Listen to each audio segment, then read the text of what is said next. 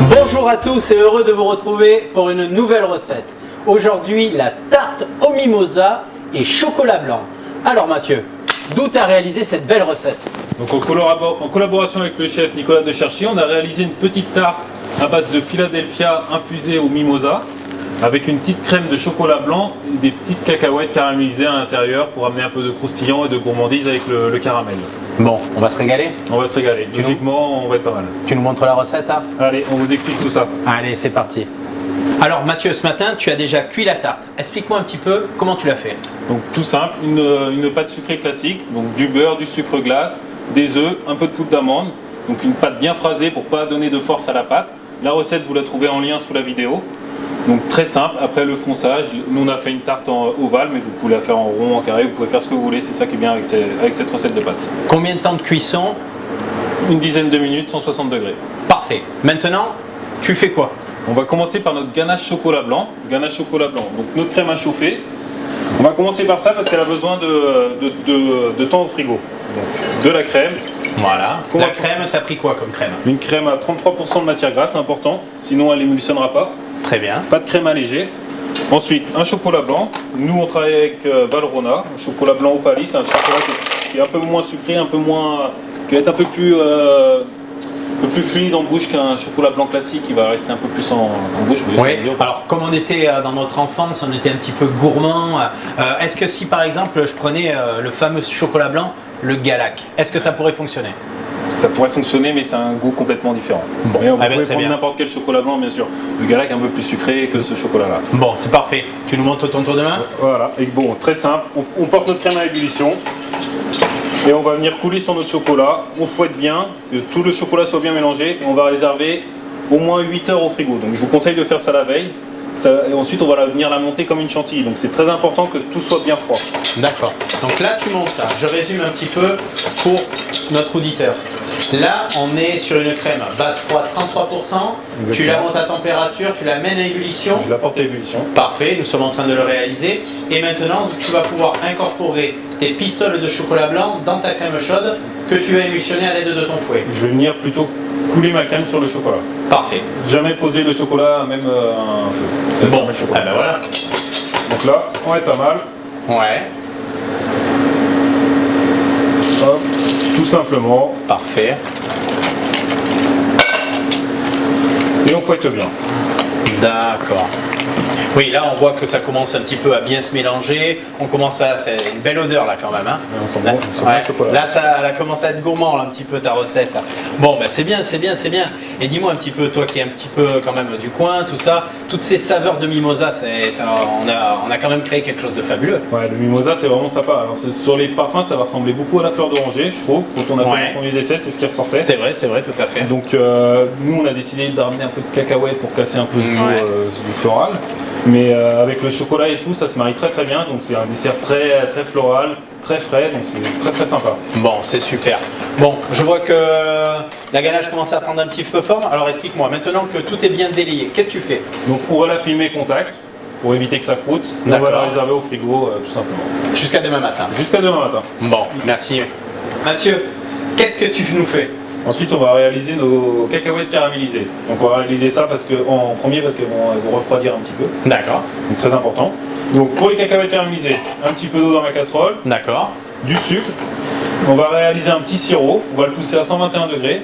Aux alentours de 121 degrés. Nous on a l'habitude. Vous pouvez prendre le thermomètre à la maison. Ouais. Et ensuite, on va venir sabler nos cacahuètes. Qu'est-ce que ça veut dire sabler les cacahuètes? Sabler les cacahuètes, on va enrober les cacahuètes de sucre. Vous allez voir, ça va former comme du sable autour de la cacahuète.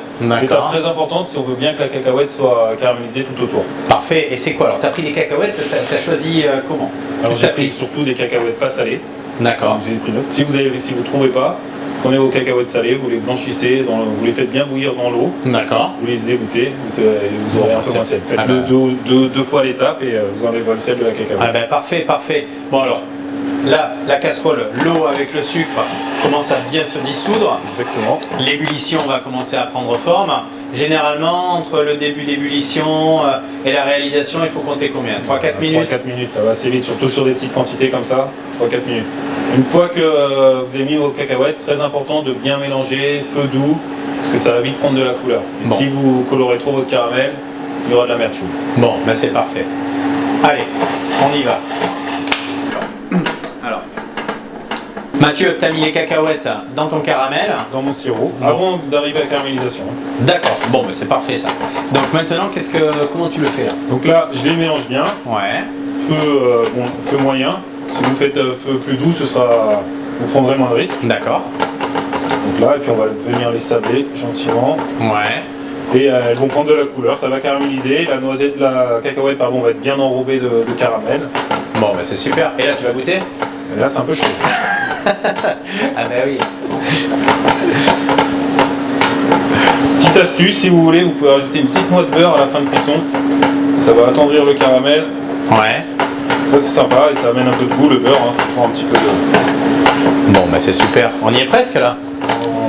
On y arrive. Ça c'est gourmand ça. C'est très bon. Ça c'est gourmand. Voilà. Bon alors les noisettes elles commencent un petit peu à caraméliser. Voilà, elles sont bien caramel. Ouais. Ne poussez pas trop pour éviter l'amertume. D'accord. Pas trop coloré. Moi j'aime bien quand ça reste bien clair comme ça. Regardez. Parfait. Ouais, je vois. Ouais. Je sais pas si vous voyez la vidéo.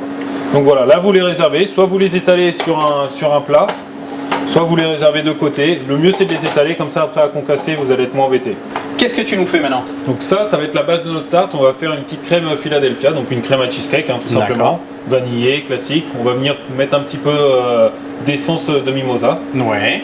Donc qui provient de chez un producteur un parfumeur pardon. Bah, un parfumeur grassois avec qui on travaille. Exactement. Et c'est vrai qu'ils nous ont réalisé cette magnifique essence de mimosa qui nous permet vraiment de réaliser la tarte au mimosa. Comme vous voyez vous là actuellement, vous voyez ces petits grains là de mimosa là, ces petites fleurs. Donc Mathieu c'est bien ça, toi tu les recueilles un par un. Exactement. Et après de là tu viens les cristalliser. Donc donne un petit peu ton astuce, tout à l'heure tu m'as parlé de blanc d'œuf. Donc un petit peu de blanc d'œuf, on les trempe dans un peu de blanc d'œuf et on va parsemer un peu de sucre glace. On va les laisser sécher à température très douce, 40-45 degrés, pendant au moins une journée. Mais on les laisse un minimum une journée pour que ça croustille. Bon, mais après on voit un petit peu là tout ce petit résultat, là, ces petites graines de mimosa là, qui sont devant nous, bien cristallisées, qui sont issues directement de l'estérel quoi. Exactement.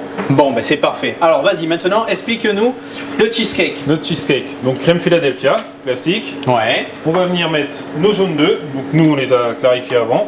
Parfait. Hop, on fouette énergiquement. On va venir ajouter notre sucre. Ouais.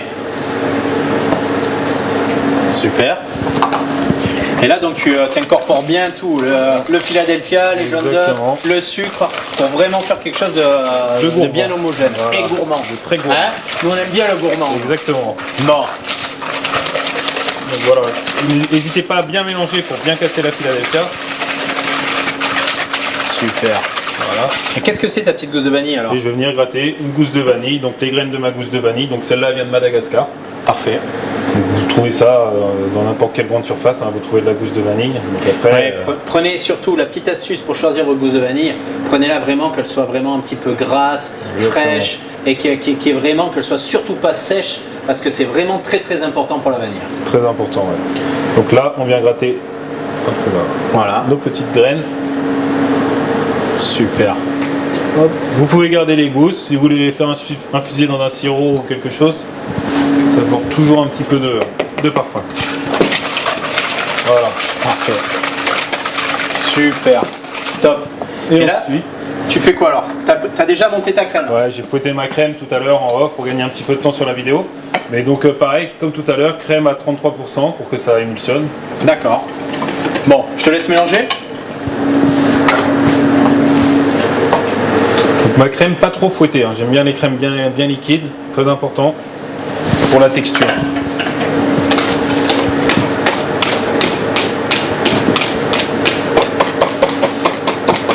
Parfait. Et là on met notre essence de mimosa maintenant. On peut mettre un peu d'essence, je sais pas. Allez, on met un peu d'essence. Arrête-moi parce que moi je suis un fou. J'en mets. Hein. Allez-y. Allez, c'est bon chef. Allez. Donc c'est important d'être généreux en essence, ça parfume vraiment la tarte. Vous avez ce petit goût fleur d'oranger là qui va venir sur la fin. Ça sent là ça sent hein. Là ça sent. On est dans les stériles là. Exactement. Alors maintenant, comment tu fais? Donc on va procéder au dressage. Notre fond de tarte. D'accord. Donc qu'on a fait nous ce matin. On va venir mettre notre appareil à Philadelphia dans le fond de tarte, parsemer nos cacahuètes et venir finir à la poche avec notre ganache chocolat blanc. Donc notre ganache chocolat blanc qui a bien pris le frigo, on va venir fouetter soit au batteur, soit à la main, Ouais. qu'elle se tienne bien. Et après à la poche avec la douille, Tu vas tout bien pocher dessus. on va pocher dessus. Bon, moi je mettrai les petits grains de mimosa là. Et vous mettrez les graines de Allez. mimosa, parfait. Bon, Mathieu, tu as mis à l'intérieur ton cheesecake dans la tartelette. Exactement. Et maintenant, qu'est-ce que tu fais? Je vais venir, j'ai concassé un petit peu mes cacahuètes D'accord. et je vais venir les mettre comme ça au cœur. Voilà. Ça c'est le côté gourmand, là, le caramel, la cacahuète. Super. Comme ceci. Et donc maintenant, tu vas pocher ce que tu as fait tout à l'heure, ta ganache au chocolat blanc. La ganache chocolat blanc, donc bien fouetté, qui Parfait. se tient bien. Alors vas-y, montre-nous un petit peu comment tu fais. Et je vais venir faire mes petits points. Voilà. Comme ça fait comme des petits poupons finalement de mimosa, ce Ouais, que tu réalises. c'était un peu l'esprit quand on a fait cette tarte. Ouais, c'est vrai. N'empêche, on a réalisé quelque chose de top là. Hein. C'est pas mal, franchement, gustativement, esthétiquement, c'est joli. Non, c'est joli. C'est du bon boulot. Franchement, je vous conseille de venir la goûter directement à la boutique. Si vous avez besoin de n'importe quelle information, on sera ravi de pouvoir vous aider à réaliser chez vous cette tarte au mimosa. C'est quelque chose de vraiment exceptionnel et que vous retrouvez uniquement sur Mandelieu. Vous voyez, Mathieu va finir de pocher son chocolat blanc et dessus, on va mettre ces petites billes de poupons du mimosa, là, comme ceci, là, vous voyez. Alors, nous, on est vraiment gourmands, Mathieu et moi, regardez. Alors, bon, on en met, on trouve ça vraiment sympa sur le dessus. Alors, maintenant, la tarte est quasiment finie. Dis-moi, on remet un petit peu on arrose un petit peu d'essence comme ça sur le dessus, là, pour donner un petit peu tout ce côté. Voilà, un petit peu gourmand, de mimosa à l'intérieur. Bon, c'est sympa ça. Et ça, le mimosa, on le répète, ça a vraiment un petit peu cette texture de miel, un petit peu ces saveurs d'amande, c'est ça? On retrouve un petit peu la fleur d'oranger. La fleur d'oranger, ouais, ça se rapproche beaucoup de la fleur d'oranger, donc très floral, voilà, vraiment très floral. Bon, Très floral. eh ben, c'est parfait. En tout cas, on était heureux de vous présenter cette nouvelle recette, la tarte chocolat blanc au parfum de mimosa. Mathieu, À très bientôt, on la trouvera très vite, je pense, la semaine de la fête du mimosa. Cette tarte sera au magasin à l'Oasis. voilà. Et surtout, si vous n'y arrivez pas, demandez à Mathieu la recette. À très bientôt. À bientôt.